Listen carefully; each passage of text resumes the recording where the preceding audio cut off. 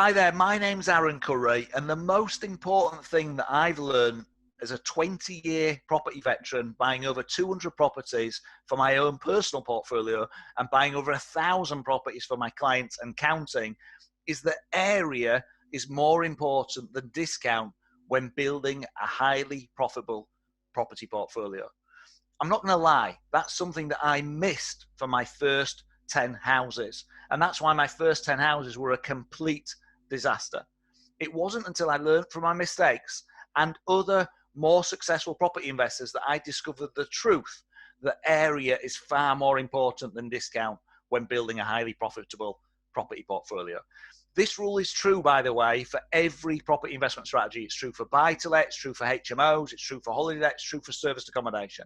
You see, buying a property at discount is great because you make money when you buy. But property puts money in your pocket through monthly cash flow and capital growth. And a house can only do those two things if A, it's rented, and B, it's in an area where property prices rise at least at the national average. So the real wealth in property is found by owning a portfolio for the long term. I think we all get that. So just so you know, by long term, I'm thinking beyond my lifetime. You know, after all, a property portfolio is a legacy that you can leave to your kids, your grandkids, your great-grandkids. I'm thinking in that way. So about making money today, but making money long-term too. So if you're going to buy a house and never sell it because it's going to be part of your legacy, then you need to know that it's going to be an amazing house. You need to know that there's going to be high rental demand. If you're going to build a buy-to-let portfolio so you can enjoy a passive property income, then you need to know that your houses will attract what I call lifer tenants. Tenants that want to stay in your property forever, okay? And that they stay at least for 5 years plus. Because when you get a tenant like that, they look after it like it's their own. And a house will easily attract lifer tenants and give you great monthly cash flow and strong capital growth if you buy in the right area. That's why area is much more important than discount for building a highly profitable property portfolio. And by the way, for making it more stress-free. If you've got tenants changing all the time, more stress. Tenants aren't changing, you've got a tenant there looking after the property, you're relaxed. Life is great. Now, let me be clear. I'm not saying that discount is a bad thing. You know, I love buying property at discount, but area is the most important. Discount is your cherry on the top, basically. So I don't know if you've heard of Tony Robbins. I'm a massive Tony Robbins student. I love his stuff. And having trained over 100,000 ambitious property investors myself just in the last year and hundreds of thousands over the last few years, there's one strange thing about success and achievement that I've discovered. Something that I didn't see at first. You see, the truth about success and achievement in every area of your life, whatever area it is, and especially in property investing, is that 80% of success comes from psychology, and only 20% comes from the tools that you need to achieve it. It's so important, I'm going to repeat this. 80% of success comes from your mindset, having the right mindset. And only 20% comes from the proven systems, the expert teams, and the specific tools. That's why in this video series, I'm going to give you the mindset and the skill sets to build a buy-to-let portfolio that gives you a bigger lifetime income than £1 million pension. And I'm going to show you how you can do that in only 4 years. How long do you think it would take to get £1 million pension? If you can learn the skills to buy 3 of the right houses this year. So put another way, if you can learn the skills to buy 3 of the right houses this year, this video series will give you the mindset and the skill set to have a buy-to-let portfolio that is bigger within 4 years than £1 million pension would give you. Now that's a big promise and a lot to cover, which is why there are 4 videos in this free video series. In the first video in this series, I revealed the 3 reasons why the property market will fall 5 to 10% in October, November 20 this year. And I revealed when house prices will start to rise again. So if you haven't seen that video, I really strongly recommend that you stop this video and you click on the link to the right of this video somewhere, and you'll discover the optimum time to build a property portfolio in over a decade. And when this window of opportunity is good. In today's video, I'm going to reveal the 3 ways to become a successful property investor, and the one way that's fun, fast, and simple. Now, before we go any further, I'd just like to explain why the video quality is not what I'd want it to be. Lockdown restrictions are easing, and we still need to keep our distance from each other. So I'm not working yet with a videographer. So it's just me with my laptop and a webcam.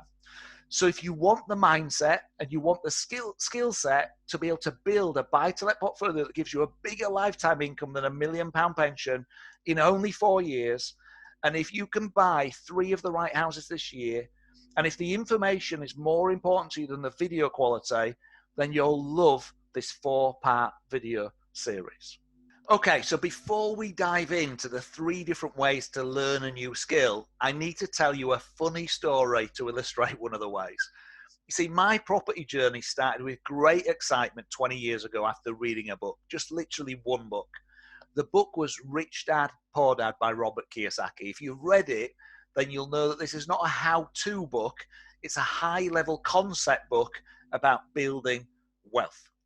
And the simple premise of the book is to buy assets that will pay you for the rest of your life, and you will become extraordinarily wealthy.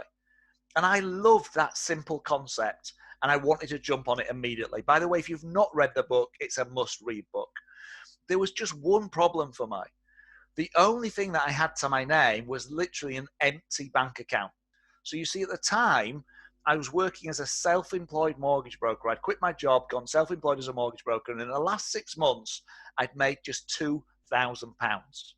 So I was surviving on my savings, and I was in this constant state of terror that I'm not going to make this gamble work. I've read Rich Dad, Poor Dad, and I want to become a property investor, but I don't have the savings for a deposit. Now, my sort of boss stroke mentor at the time was this guy that owned the mortgage brokerage. And he sat me down, a guy called Warren. He sat me down and said, Aaron, listen, there's no such thing as a lack of resource. Right now, we're talking about money.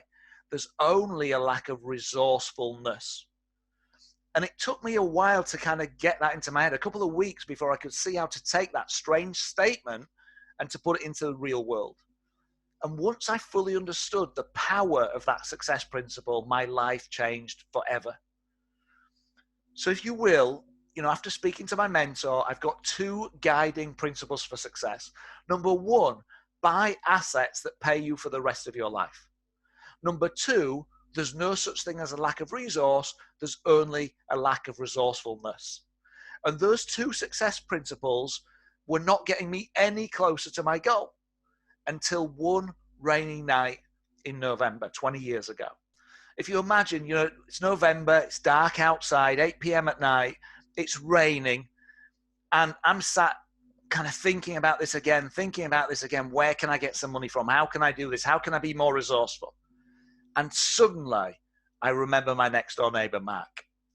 Just a couple of months earlier, I'd helped him to get a mortgage. And as part of the mortgage application process, we'd filled in what's called a fact find. You've probably done it when you're applying for a mortgage. We'd filled in a fact find.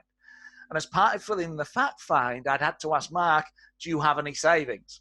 And he told me that he had some savings that he was doing nothing with. Now, I remember this at 8 o'clock. I think it's a Thursday night, 8 o'clock in November. And I literally jump off the chair that I'm sitting on and I sprint out of the door. I've got my slippers on. I've got my shorts on that I'm sitting in for the night in November. I jump up, fly out of the door, and I jump over the garden fence. And I'm literally, you'll find me 10, 15 seconds later, I'm kind of drooling with excitement, and I'm banging on Mark's door.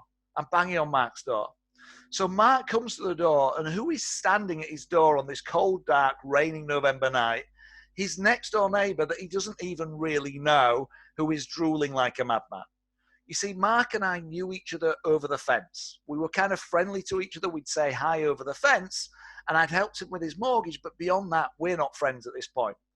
So he opens the door, and I'm drooling with excitement. I'm jumping up and down, and I virtually scream at him in excitement. Mark, you've got the money. I've got the time. We can put that together, and we can build a property business together, and we'll become really rich. Why don't we do it together? And the shocked silence and the look on Mark's face at that moment says it all.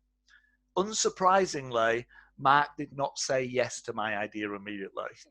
I often look back on that moment and I laugh because I handled that moment so badly. And there's one critical thing that I did do, though. I took action. Yes, that action was fueled by pure excitement.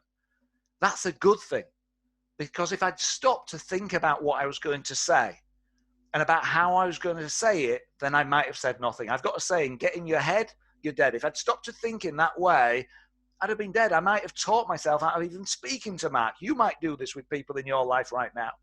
And I might have said to myself, Aaron, who do you think you are? You've got no property experience. Why would Mark want to work with you? And all of those things were true. That's why taking action is more important than trying to get everything perfect. You might be a perfectionist. You might be someone who always wants things to be perfect. I'd far rather you took action and took 10 decisive pieces of action today, and you still got, 2 or 3 of them wrong, but you still move forward 7 steps, rather than took no action because you needed to wait for it to be perfect. Imagine in your life taking 7 successful steps every day, however small they are. In a week, that's another 49 steps beyond the person that waits for perfection. And the things that you get wrong, they're not going to be disasters. They're just going to be mistakes, and you learn from them. Whereas if you don't take action, you don't even get to learn and put it right later. So I asked Mark with great excitement if he wanted to start a property business with me. And understandably, he said no to the madman standing on his doorstep in the rain. So what did I do? Well, over the next couple of weeks, I kept plugging away. I was polite with it, I was courteous with it, but I kept plugging away to see if Mark wanted to get rich through property. I even gave him a copy of the book, Rich Dad, Poor Dad, to read so he could see my vision. Now, that also was a bit of a mistake because now I'd read the book, so I had experience. Now he'd read the same book. He had the same experience as me. I no longer even was bringing experience to the table. All I could bring was time. I had no extra information. And my persistence paid off. It took about 3 weeks, but he said, you know what? I'm in. So he put in the money and I put in the time. And I went and took loads of action because I was good at that bit, but I didn't know what I was doing. So I immediately ran into, guess what? Massive problems. All the problems were solved in a reactive way, which makes them the most stressful problems because they seem to come at the worst times and they're constant. Plus, I was making everything up as I went along, which makes problems more stressful because you don't know if you're doing the right thing. So for a few years, I'm living in this constant state of fear, and I suffered through too many sleepless nights to count. In fact, my first 10 houses, complete disaster. With each of the first 10 houses, I'm losing Mark's money, not even my own. We're both losing sleep, and I'm on the verge of quitting property. I just couldn't take the stress and the knocks anymore. Now, as a side note, the only thing that saved me from those disasters was a rising housing market. If I'd have started that buying on my property journey in 2009, like the period we're just about to go into, I would have lost my shirt. If I'd started my property journey today and made those same mistakes, I would have lost my shirt and Mark's savings. But what happened? What was different? Well, after the first 10 disasters, I learned from my mistakes. And what I did was I committed to something I call mastery. I'll talk to you about that shortly. Mastery is about learning from the best of the world or the best in the UK. And I went and learned from them, other successful property investors that were getting amazing results. In fact, I went and interviewed 50 of those very same people. I found 50 successful property investors. The criteria was making at least £100,000 a year from property consistently. I'm not talking about a one-off year where they've made a lot of money from a development or something, but it's a one-off. I looked for people who were consistently making 100,000 a year, and I went and interviewed 50 of them, and I found out all about their journeys, what had happened at the beginning, what had happened in the middle, how they got to where they got to now. I wasn't interested in that roller coaster of people that made a lot of money and then made no money, a lot of money and no money. I wanted that consistency story. I was already on that roller coaster. I wanted to know the secrets to get off it. And what I discovered from learning from my mistakes and from the mistakes and the successes from these genius property investors, and now what I call my golden rules to buy world-class property: houses with strong rental demand, high monthly cash flow, and great equity growth. In other words, everything that you need for a highly profitable investment property without any of the stress. Now, there's one other critical thing that I discovered. I discovered there are 3 ways to become a successful property investor, but only one of these ways is fun, fast, and simple. As you've seen, I was on the slow, painful, stressful road. So if you'd like to discover the fun, fast, and simple route to property success, then let me tell you a story. Let me tell you about what I call dabblers, stressors, and masters. Dabblers, stressors, and masters. In fact, it's going to be better if I show them to you. So what I'm going to do is I'm going to cut to a previous training that I did on this before lockdown. So I can have the flip chart out and I can show you as I walk you through each of these 3, and you can work out which of these 3 you would like to be, which of the 3 you are now, and which that you'll like to be. So I'm going to cut to a clip where you'll see me in my kitchen in a moment with the flip chart out, showing you and talking you through this. Let's go to that now. Let's dive next into the confident investment formula. Let's think a little bit about that, the second part of purpose. And this is my favorite area, by the way. 80% of what we do in life is about this, the mindset. 20% is the what we do, 80% is this. We have to get some shifts up here. The decisions you've made in life so far, wouldn't you agree, have got you to where you are so far? If you want to get somewhere different, you need to make a different set of decisions to the ones that you've made so far. Does that make sense? So we need to think differently. We need to think in a new way. So I want to help you. Let's dive in and just pick out one of these pieces. I know which one we'll use. I'm going to talk to you about 3 different ways of thinking and ways of being. And you'll be all of these at different times during your life, but you'll mainly be one of them, okay? So let's work with the first one. Let's imagine today that we all went and we decided to learn to play golf. If you're not into sport, think of a hobby or think about any other sport if you're not into, but we go to learn this new skill, and I'm going to use golf for now. So we go and learn to play golf. When we first take up the learning, in the beginning, it's a steep curve, isn't it? We're learning, we're growing, we're learning, we're growing, we're learning, we're growing. You put that golf ball down, you swing that club at the golf ball, and as long as you connect, the first few swings you might not even connect, but once you connect, it's going to travel because it's designed to travel. So it might go 40, 50, 60 yards. But as you're learning and growing, we get to maybe 100 yards, 120, 130 yards. And now you're able to hit it 130 yards, it goes off to the left, it goes off to the right, it doesn't quite land where you want it to land. But you're able to hit it 130 yards, but it's not going any further and it's not going any straighter, whatever you seem to do. And you've reached what I call a plateau. A plateau. Now, by the way, in this learning and growing phase, you might have also gone and bought some golf clubs, which feels pretty nice. You've invested in some golf kit. And you may even have gone and joined a golf club and you're meeting new people that you've never met before, speaking about new things that you've not spoken about before. Learning, growing. But again, that becomes samey. You've reached a plateau. You might be 3, 6, 9 months in, you've reached this plateau. Now, the first type of person that I'm going to describe is what I would call a dabbler. A dabbler, okay? Now, what does a dabbler do?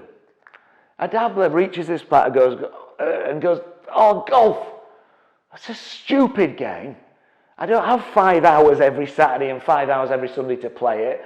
Besides, it's winter and it's raining outside, it's miserable. I get blisters on my feet when I play it. I'm going to quit playing golf and I'll go play something else instead. So the dabbler quits the golf and they might go take up tennis. And what happens when they first take up tennis? They take up tennis and they start learning and growing. They learn how to hit a serve better. They learn how to put topspin on their forehand. Maybe hit the backhand back every once in a while. They're learning, they're growing. They might go buy some new tennis kit. They might go get a new tennis racket. Even join the tennis club and meet some new people. Learn, grow. 3, 6, 9 months. But what happens? They reach another plateau. They're like, man, another plateau. And they're a dabbler. So what do? They go, oh, tennis, it's a stupid game. Besides, I don't look good in white without a tan. Besides, I don't enjoy playing this game. I don't have Tuesday evenings free. I'd rather be at home or there's a different club to go to. I know I'm going to give up tennis and I'll go to the gym. And there's loads of dabblers there, isn't there, in January and February? Loads of dabblers. Now, what I'd like to ask you to think about is, have you either in the past or now have been or are sometimes a dabbler? You know, if you were in an event room now, I'd say raise your hand if that's the case. And you'd look around and virtually every single hand would go up. Either in the past or now, have been or are sometimes a dabbler. So what results do dabblers get? When I'm talking about long-term outstanding success, does a dabbler get outstanding long-term success or very little long-term success? That's right, very little. Dabbling doesn't lead to long-term success. But here's the challenge. Can dabbling be fun? Can it be fun trying lots of new things out? My second oldest son, Josh, he is 20 now.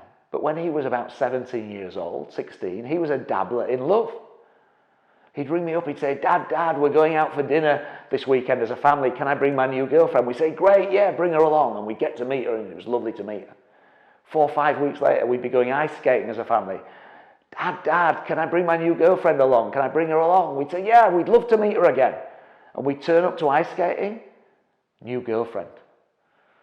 3, 4, 5 weeks later, we'd be going out for dinner again or Sunday lunch. Dad, can I bring the girlfriend along? Of course, bring her along. And we'd turn up for Sunday lunch. Another new girlfriend. Third girlfriend in a few weeks. He was a dabbler in love. Now, here's the thing. Was Josh having fun? Was dabbling fun for him? Hell yes. He was having a great time meeting all these new people, new experiences. Was it going to lead to long-term outstanding love? Never. Never, never, never. Okay? So dabbling can be fun. We're taking the short-term benefit and sacrificing the long-term benefit. You're looking after your immediate self, but not ever your future self when you dabble. Let's look at the next type of person, okay? And people that watch my videos like this, generally, you live in this second camp. This is the place you live. And up until about 8, 9, 10 years ago, this is where I lived. So the second type of person, they take up golf. They're learning, they're growing, they're learning, they're growing. They reach a plateau. Now, I'm going to call this type of person a stressor. I don't even know if that's a word, so forgive me if it's not, but they're a stressor. So what does a stressor do when they hit a plateau? A stressor goes, that person can play golf, that person can play golf, I must be able to do it. So they're down at the driving range every night, they're trying, there's blisters on their hands, they're still trying, they're out there every Saturday, every Sunday, they're putting everything into it, they're trying. And eventually, one day, suddenly, they swing the club back, they hit the ball, it travels 110, 120, 130, 140, 160 yards, and it lands on the green, just 4 feet from the hole, and they're like, yay! Yay! They've learned to hit it further. But then what happens? They go up to put the ball, and it takes them 4 putts to get it down the hole. They're like, no! They've reached another plateau because they can't putt now. They need to learn to putt. But this is someone who gets stuff done. That's why I know people that watch my videos. You're people that get stuff done. You're people that take action. You're action takers. You want to improve your life. So this person wants to get stuff done. They're like putting everywhere. They're in the office in the lunch break, putting with a little putter. They're putting around the house at home under everybody's feet. They're putting. They're practicing every minute they can. And eventually, boom, they learn to putt. But then they reach another plateau because they can't chip it on. If they fall short of the hole, they can't chip it up onto the green. So they're trying. A stressor gets stuff done. They get stuff done. They're a great or a good husband or wife. They're good at their job. They're good at any sports they take up. They're good at any hobbies they have. They're a good human being. But their life is exhausting. Because it's all so much effort.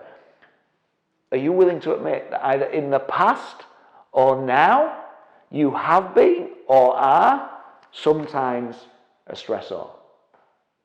And again, if I was in a room of 100 people, virtually all the hands would go up right now. So you're not on your own. You're not on your own. And this is where I lived till 8, 9, 10 years ago. So let me give you a third way. Let me give you a third way. This third way I'm going to call mastery. So what does a master do? They go to learn to take up golf, and they're learning, they're growing, they're learning, they're growing, and they reach the same plateau as everybody else. What does a master do?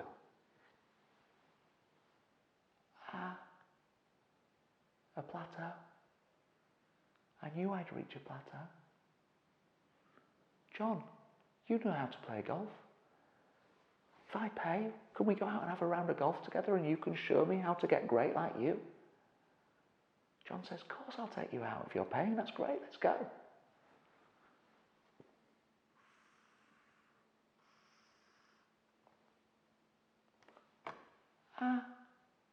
Another plateau. I knew I'd reach a plateau. Julietta, you play golf.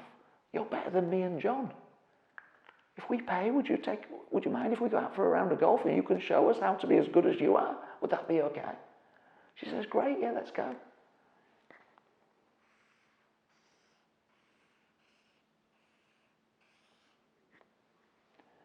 Mastery will change your life. It will change your life. And by the way, no disrespect at all to John or Julietta, but in your perfect world, you go find this person here, and you go straight there. Mastery will change your life. You're taking someone else's decades of learning something, decades of practice, and then you're learning it in days or weeks, and you're bringing it into your life right now, today. Right now, today. You know, if you get a golf trainer today, and you get better at golf, you're then going to be better at golf for the next 30 years. You learn it once, and you've got the skill forever. You don't get the golf trainer, and you stay down here, you play golf rubbish for 30 years, and all those days and nights just not being a good golfer. That's simple logic. You know, if you want to lose weight and you hang around with your 4 fat friends and all they do is eat donuts all the time, or you hang around with 4 friends that drink green stuff and do yoga and run everywhere, it's obvious they've got some mastery that you don't have at that point in time. You're going to move in an upward direction. And people say to me things like, oh, I get this, but it's so hard to get around these people. Really? When's the last time you asked somebody and said, you're brilliant at this, I'd love to take you out for dinner and treat you and the family to dinner, will you just talk to me for half an hour about what you know? When's the last time you actually proactively went and tried to really get around these people? Okay? And people say, oh, it's too expensive to get around these people, too expensive to have a personal trainer or a coach at golf or someone to help me with property. Too expensive? Try out not doing it. 30 years of being rubbish at golf. 30 years of having a weak body and not being fit and healthy. 30 years of financially not being strong, financially not having a fortress. Mastery will change your life. If you take nothing else from my video series, you've got to take this. Put mastery into your life and it will change your life forever. Forever. Model people who are doing things brilliantly well. Don't model your friends or people around you if they're not doing things brilliantly well. Love them, care for them, but model people that are doing things brilliantly well. Okay, welcome back. Welcome back. So now you've seen the 3 ways to learn a new skill, and you've seen the way that's fun, fast, and simple. Mastery, right? So I'm sure you'll want to take the mastery route now you're seeing the alternatives. The truth is, if you want property to create a financial fortress, something that's going to protect you and your family for generations to come, you have to commit to mastery. If you want success in any area of your life, you have to commit to mastery. It changes the game. You need to learn from experts who can show you how to avoid costly and time-consuming mistakes. Just like the ones that I made at the start of my journey. You've seen that your property journey will be much more successful and much more fun if you commit to mastery. But there is 0 point in committing to mastery if you don't know what property investment strategy you're going to follow. So if you're not sure which strategy is best for you, then you should know that that isn't an uncommon problem. That isn't an uncommon problem. You start out and you hear about all these different strategies that are out there, and it becomes confusing.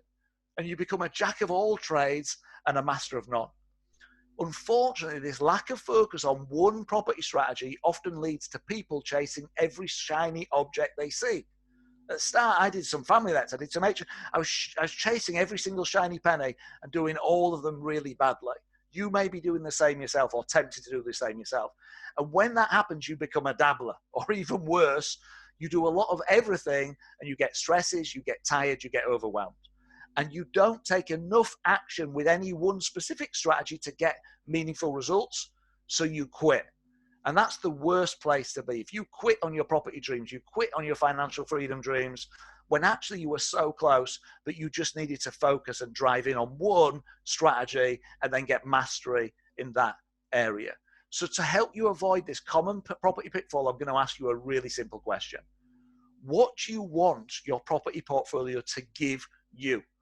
When you're financially free, what do you want it to look like? When you've achieved those property income goals, do you want your property portfolio, for example, to give you a passive income? If you're looking for a passive income, then you must use an investment strategy. If you're someone that when you get financially free wants to stop and be able to live off the money, but do other things, not have another job of looking after property, then you've got to use an investment strategy. You see, there are some property strategies that I call job strategies because they give you a property job. They might create you great cash flow, but you've still got a job. You've replaced your current job with a new job, and you have to trade your time, extra time into the property investing to get the extra returns, the extra cash flow. So for example, renting a house by the room as an HMO, for example, that's a job strategy. It gives you more cash flow today, but you can't expect a job strategy to give you a passive income once you've reached your income goal, because you've still got the HMO and it still needs looking after. So what it will give you is a massive property job. And if that's what you want, that's great. But you need to work out, do I want to be an investor or do I want a job strategy? Do I want to lose my job, but I'm still happy to work on this and I'm still happy to work on it long term. When I'm financially free, I'm still happy to work on it. Then you want a job strategy. If you want property to give you a passive income, which is what I want, then you must follow an investment strategy today. And when you do this, you'll build a property portfolio from day one that runs without you. A property portfolio that from day one gives you a passive property income. There is only one property investment strategy that's a pure investment, and that is buy to let. Now, if you're worried that buy to let is a long, slow road, I'm talking about 3-4 bedroom family houses. If you're worried that that's a long, slow road to financial freedom, then you're going to love this video 4 in this series, because I'm going to be revealing in there how to build a buy-to-let portfolio that gives you a bigger lifetime income than £1 million pension would give you in only 4 years, starting with buy-to-let. And all you have to do is learn the skills to be able to buy 3 of the right houses this year and have the right mindset to buy 3 of the right houses over this next 12 months. Anybody can learn those skills. Anybody can get that mindset to get 3 houses within a year. Whether you're starting with money, whether you're starting without money, anybody can get 3 houses within a year. And provided you can do that within 4 years max, you can have a bigger income for the rest of your life, a passive income that you don't even have to work on, than somebody who's got £1 million pension to retire on. How long do you think it takes to save that up? And if you can commit to buying 3 buy-to-let houses at the best time in over a decade, then by 2024, 2025, you're going to have that lifetime income and a legacy, because this will pass on to your kids and your grandkids, that's bigger than £1 million pension. And that will only happen if you commit to focusing on one strategy. In this example, a buy-to-let strategy. Okay, if you're going to focus exclusively on this strategy, then you have to stop spending your time learning about other strategies. Why? Because you don't want to get overwhelmed with information. You don't want to put temptation in your way, because it is tempting when you see these shiny pennies. And you want to get the best return on your property time sacrifice. So learn everything you can about one strategy, get good fast, and you'll enjoy fast results with no stress. If you can commit to one strategy just for the next 12 months, and if you focus on it to the exclusion of all others, and you take action, then I guarantee you that you'll achieve more success in the next 12 months than you have in the last 5 or 10 years. And I know that you might think that's an exaggeration, but believe me, it's not. That's the power of focus. I've seen this in the hundreds of thousands of people that I've helped to build highly profitable property portfolios. So right now, I'm going to ask you to make a decision.